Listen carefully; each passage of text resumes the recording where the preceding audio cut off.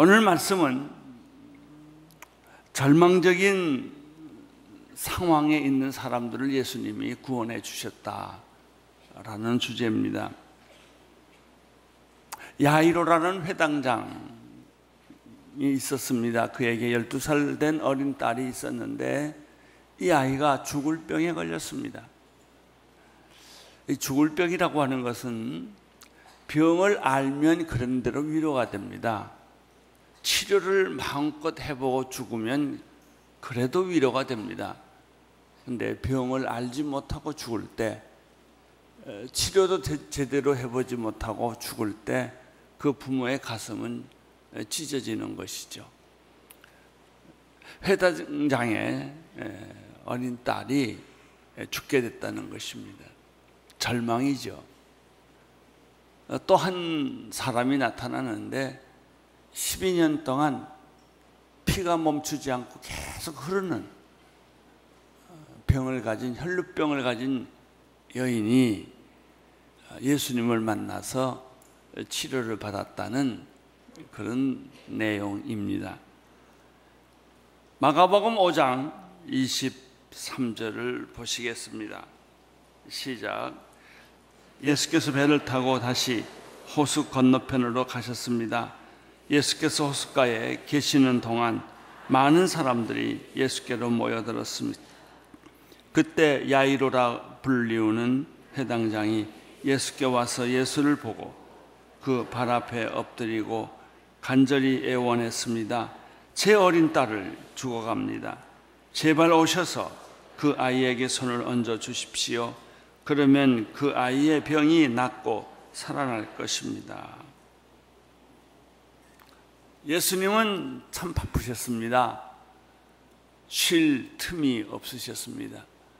호수 건너편으로 자리를 옮겼을 때 야이로라고 하는 회당장, 종교인이죠. 기다리고 있었습니다. 그 사람은 종교 지도자였지만 자기의 딸이 알 수 없는 병에 걸려 죽게 된 것입니다. 절망에 빠져 있는 사람입니다. 그는 즉시 예수님의 발 앞에 엎드려 간절히 애원을 했습니다. 제 어린 딸이 죽어가고 있습니다. 제발 오셔서 이 어린 아이에게 손을 얹어 주십시오. 그러면 이 아이가 낫고 살 것입니다. 이 회당장에게는 예수님에 대한 믿음이 있었다고 하는 것입니다. 생각해 보십시오. 종교인이 아니라 할지라도 어린 자식이 죽어가는데 고통스러운 아버지가 아닌 사람이 어디 있겠습니까? 저는 그런 분들을 여러 번 봤어요. 아이가 숨 넘어갈 때 아버지는 내가 대신 죽었으면 좋겠다, 그런 심정을 갖습니다.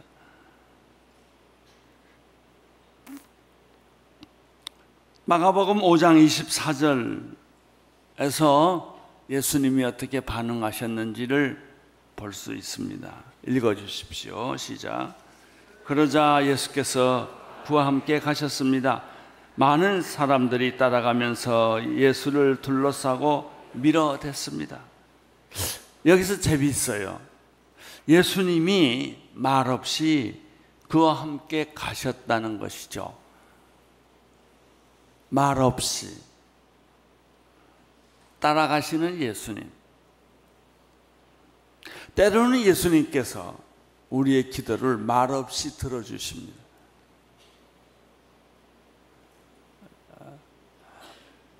고쳐주시겠다, 내가 내 집에 가겠다, 이런 말을 하시지 않으셔도 이미 예수님의 발걸음은 우리를 향해서 옮기고 있다는 것이죠. 여러분의 절망 속에 예수님은 들어오고 계십니다.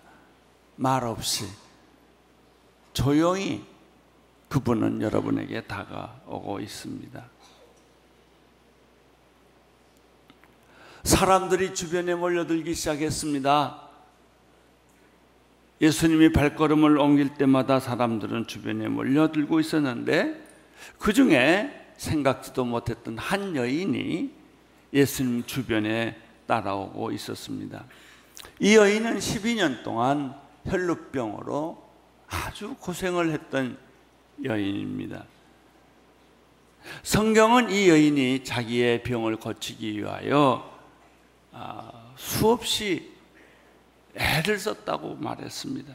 많은 의사를 찾아다녔고 그래서 가지고 있는 돈을 다 썼다고 말했습니다.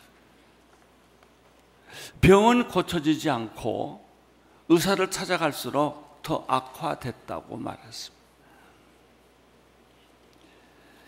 25절에서 26절까지 말씀을 같이 읽어보겠습니다. 시작. 그 가운데 혈루병으로 12년 동안 앓고 있던 여인도 있었습니다.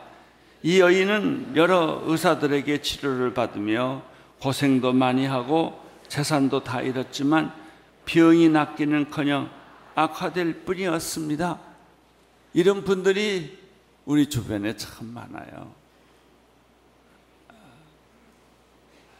애를 쓰면 쓸수록 덫에 빠진 것처럼 더 나빠지는 것이죠.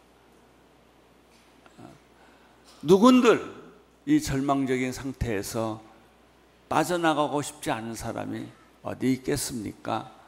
병뿐이겠습니까? 우리 인생사 여러 가지 일에 한번 얽히면 낚시 바늘에 꿰인 것처럼 몸부림칠수록 더 어려워지는 경우들이 많이 있지요. 생각해 보십시오. 이 여인의 심정을. 죽지 못해 사는 것이 아니겠습니까? 어디를 가겠습니까? 이 여자에게서는 돈이 다 떨어졌기 때문에 새 옷을 갈아입을 형편도 못 될 것이고 빨래도 제대로 못했을 것이고 몸에서 냄새가 났을 거예요. 얼굴은 빈혈로 가득 찼을 것입니다.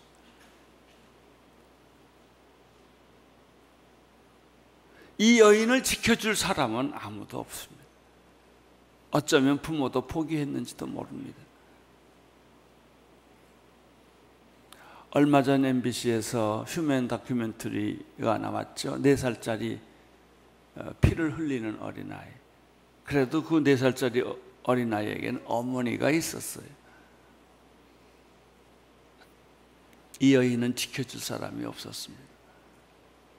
사람이 스스로 혼자 살아야 된다는 것, 그것은 고통이고 외로움입니다. 아마 그 당시 문둥병과 똑같은 취급을 받았을 것입니다. 그렇지만 이 여인에게 예수님의 이름이라는 희망이 하나 있었습니다. 물론 이 여자도 다른 사람과 똑같이 예수님에 대한 소문을 들었겠죠. 그분을 한번 만나보고 싶다. 마음속으로 수없이 예수의 이름을 불렀을 것입니다. 나 같은 천한, 가치 없는 존재가 예수님을 만날 기회는 없겠지만 그의 마음속에는 예수의 이름을 수없이 불렀을 거예요. 눈물을 흘리면서 예수님의 이름을 불렀을 거예요. 그런데 어느 날 예수님이 자기 동네에 오셨다는 소식을 들었습니다. 이 여자는 흥분을 감추지 못하고 사람들이 뭐라고 해도 나는 예수님의 얼굴이라도 좀 보고 싶다. 그래서 사람들 틈에 끼어든 것입니다. 아까 말한 대로 여인의 몸에는 악취가 났을 것이고 사람들은 그 여자를 보고 인상을 썼을 것입니다. 좀처럼 자리를 내어주지 않았을 것입니다. 그럼에도 불구하고 이 여자의 마음속에 있는 예수를 만나보고 싶은 열정, 예수님의 얼굴을 보고 싶은 이 강한 열정이 계속 예수를, 사람들의 여러 가지 환영하지 않는 것에 불구하고 끼어들었어. 이 여자의 마음속에는 내가 예수의 옷자락을 만지기만 해도 내 병이 나을 것 같은 그런 마음이 생겼어요. 나는 여러분에게 이 마음이 생기기를 바랍니다. 예수님의 이름을 마음속에 부르고, 예수님, 내가 예수님을 만질 수는 없지만 내가 예수님 가까이, 예수님의 옷자락이라도 만지면 나을 것 같습니다. 그러한 믿음. 27절, 28절을 보십시오. 시작. 그러던 중 예수의 소문을 듣고 뒤에서 무리의 틈에 끼어들어 와서 예수의 옷자락을 손을 댔습니다. 예수의 옷자락만 닿아도 내 병이 나을 것이라고 생각한 것입니다. 이것이 믿음이에요. 예수님의 이름을 부르는 마음, 이게 믿음이고요. 예수님을 찾는 것, 예수님을 생각하는 것, 이것이 믿음의 시작이에요. 예수님의 옷자락이라도 만지면 나을 것 같다. 이것이 믿음입니다. 그게 과학적 사실이겠습니까? 지성적 논리겠습니까? 아니죠. 그냥 마음의 생각이죠.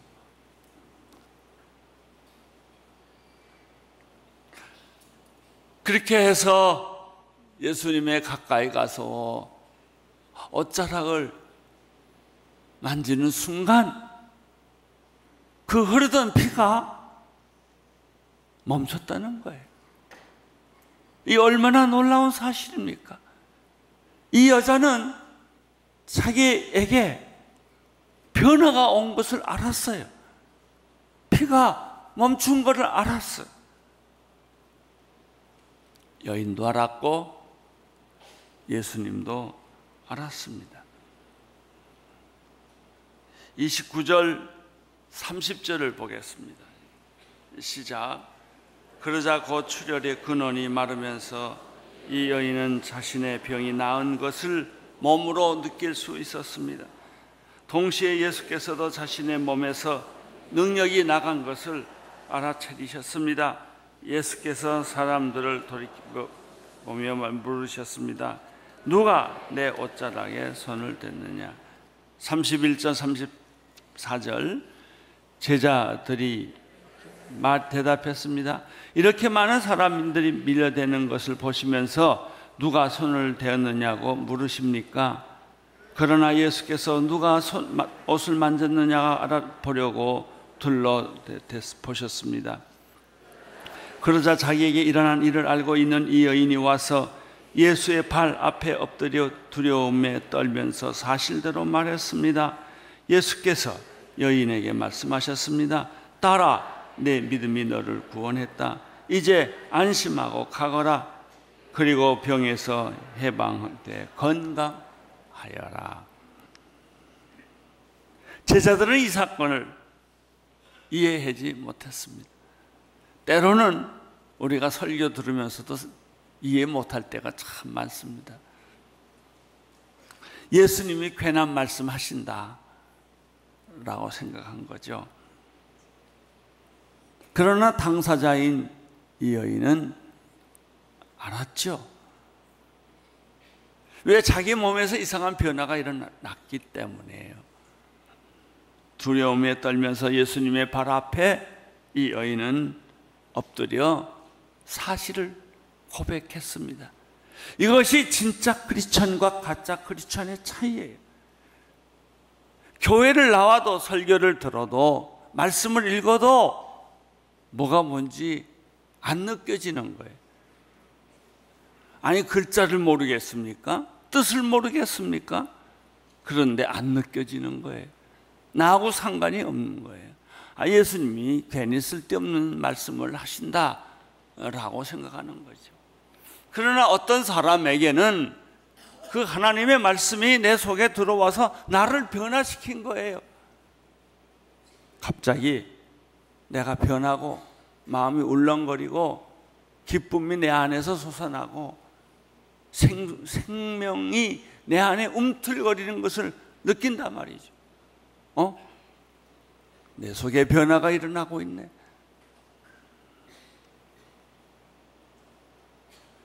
이 여인은 자기가 안에 변화가 일어났다는 사실을 고백했어요. 여러분 안에 일어나는 변화를 예수께 고백하셔야 됩니다.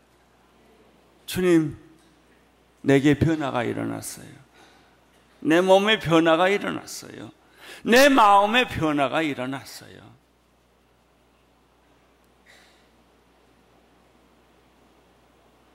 예수님의 반응이 어떻습니까? 세 가지가 있었어요. 첫째, 병이 났는데 예수님은 더 높은 축복의 말씀을 해주셨어요. 내 믿음이 너를 구원했다. 내 믿음이 너를 치료했다. 이렇게 말 안 하셨어요. 내 믿음이 너를 구원했다. 여러분, 불치병의 치료보다도, 절망의 치료보다도 더 놀라운 치료는 당신의 구원입니다. 너는 구원받았다. 이 얼마나 희망적이고, 이 얼마나 영원하고, 이 얼마나 강력한 축복입니까? 여러분, 구원 받으셨습니다. 내 작은 문제들은 해결되지 않았을지라도 인생의 본질적인 문제, 당신은 구원받았다라는 말을 하나님으로부터, 예수님으로부터 들었다면 이 얼마나 값진 축복입니까? 구원받았다. 두 번째, 이제 안심하고 가거라. 두려움을 떨쳐버리고 절망을 떨쳐버리고 나를 얽매이고 있는 모든 족쇄를 풀어버리고 너는 자유하다. 너를 묶어놓고 있을 수 있는 것은 세상에 아무도 없다. 돈도, 세상의 인연도, 모든 꼬여진 것도 다 풀렸다. 이제 복역의 때가 끝났다. 너는 가라. 너는 보석이다. 너는 자유다. 예수님의 선언입니다. 여러분 기억하십시오. 여러분 자유입니다. 병이 여러분을 묶을 수 없어요. 세상의 어떤 것도 여러분을 묶어놓을 수 없어요. 요즘은 전자발찌를 채운다고 그래요. 칸 IMF 총재도 전자발찌를 채웠다고 그래요. 여러분의 밤에 무엇도 채울 수가 없어요.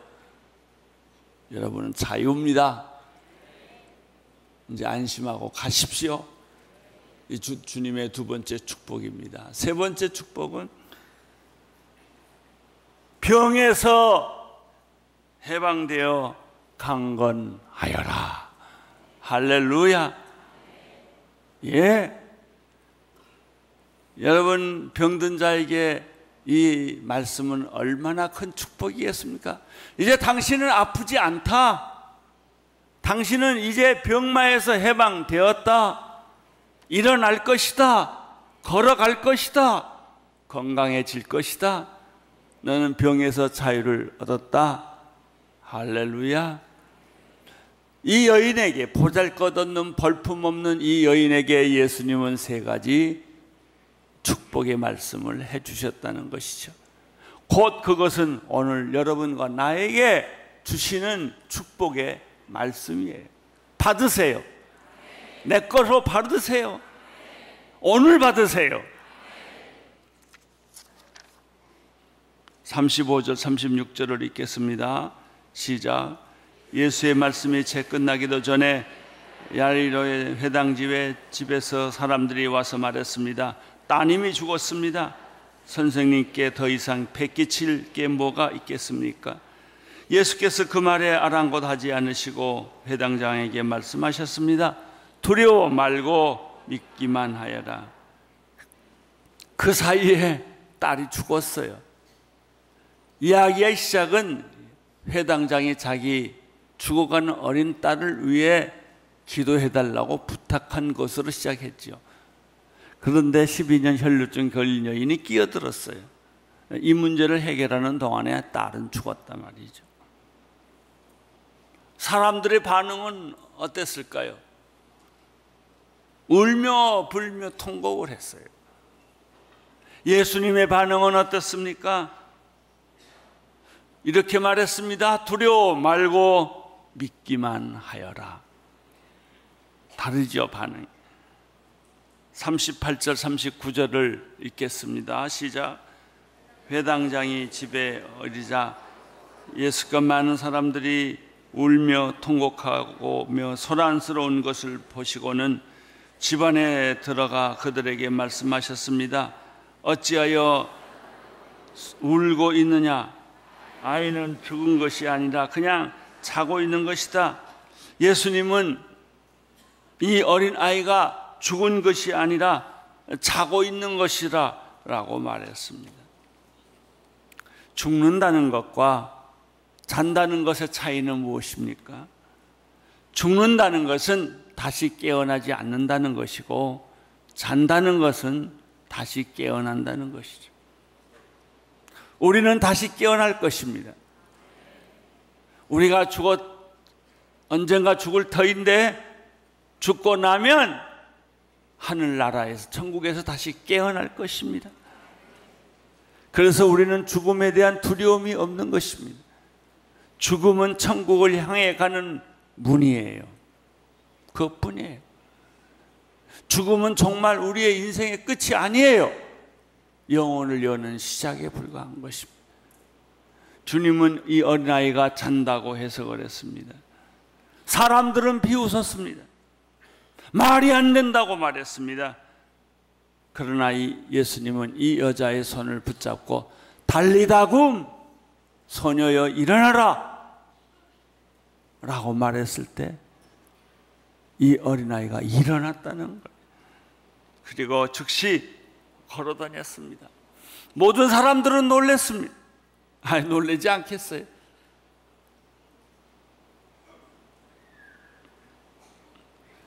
예수님은 이 사실을 많은 사람들에게 알리지 말라고 하면서 어린아이에게 떡을 주어라 라고 말했습니다. 40절부터 쭉 43절까지 읽겠습니다. 시작. 그러자 사람들이 예수를 비웃었습니다.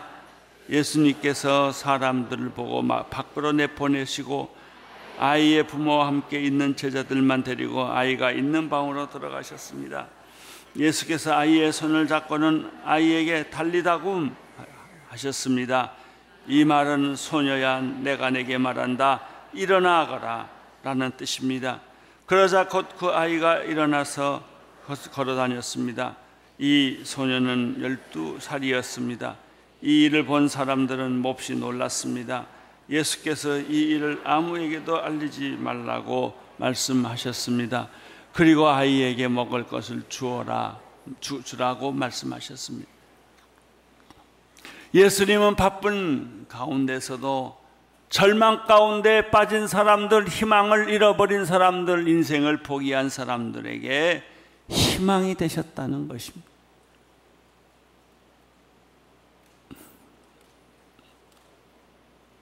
인생의 끝이라고 생각했던 사람에게 예수님은 희망이십니다. 길을 열어주셨습니다. 죽은 사람에게 생명을 주셨습니다. 죽은 자가 살아나고 병든 자가 일어났습니다. 이것이 오늘 말씀이에요. 물론 모든 사람에게 동일한 똑같은 일이 일어나는 것은 아니라 할지라도 오늘 이 시간에 이 말씀을 통해서 우리가 꼭 기억해야 할 말씀이 있습니다. 예수님은 어떤 경우에 있어서도 우리의 희망이라는 것입니다. 모든 절망을 뒤로 하고 우리에게 희망을 주신다. 십자가를 뒤로 하고 우리에게 부활의 영광을 주시는 분이시다 라고 믿으십시오. 받아들이십시오. 그분께 영광을 올려 돌리십시오. 당신이 어떤 병, 의사 선생님이 어떤 진단을 내렸다 하더라도 이제 당신은 3개월밖에 살 시간이 없다고 말한다 할지라도 그걸 부인하는 게 아니라 그 말은 그냥 들으세요. 그렇지만 여러분의 마음에는 희망의 꽃을 피우십시오. 믿음의 꽃을 피우십시오. 여러분은 다시 살아날 것이며 여러분에게는 하나님이 희망의 길을 열어 주실 것입니다. 아멘. 아멘. 아멘.